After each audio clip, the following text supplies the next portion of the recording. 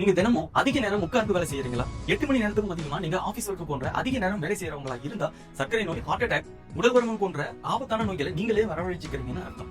நம்ம உடம்பு அசைக்காம ரொம்ப நேரம் ஒரே இடத்துல முடங்கி போய் இருக்கிறதால உடம்புக்குள்ள நடக்கிற மோசமான மாற்றங்களை தான் செடென்டரி டெத் சிண்ட்ரோம் அப்படின்னு சொல்றாங்க. இப்போ இருக்கிற லைஃப் ஸ்டைல்ல நம்ம உடம்பு அசைக்கிறதே ரொம்ப குறைஞ்சு போச்சு. இதனால மணிக்கணக்கா நம்ம தசைகள் எந்த வேலையும் செய்யாம அப்படியே இருக்கு. இப்படி தொடர்ந்து உட்கார்ந்து இருக்கும் போது நம்ம ரத்தத்துல இருக்கிற கொழுப்பை சுத்தப்படுத்தி அதை எனர்ஜியா மாத்தக்கூடிய லிபோப்ரோட்டீன் லைபேஸ் அப்படிங்கிற முக்கியமான என்சைமோட வேலை சுத்தமா நின்றுதுன்னு கண்டுபிடிக்கப்பட்டிருக்கு. தசைகளோட இயக்கம் குறையும் போது உடம்பால சர்க்கரையையும் கொழுப்பையும் சரியா செரிமானம் செய்ய முடியாம போகுது.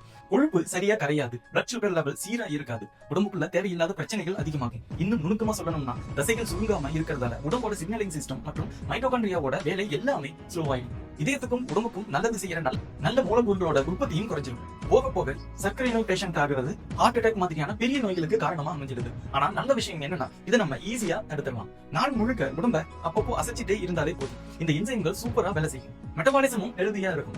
தொடர்ந்து உட்காராம நடுவுல கொஞ்ச நேரம் நடக்கிறது, படிக்கட்டுகள்ல ஏறி இறங்குறது, அப்பப்போ எழுந்து நிற்கிறது, அப்புறம் ரெகுலரா எக்ஸசைஸ் பண்றது மூலமா இந்த ஆபத்துல இருந்து தப்பிச்சிடலாம். நம்ம உடம்பு இயற்கையாகவே ஓடியாடி வேலை செய்யறதுக்காக தான் டிசைன் பண்ணப்பட்டது.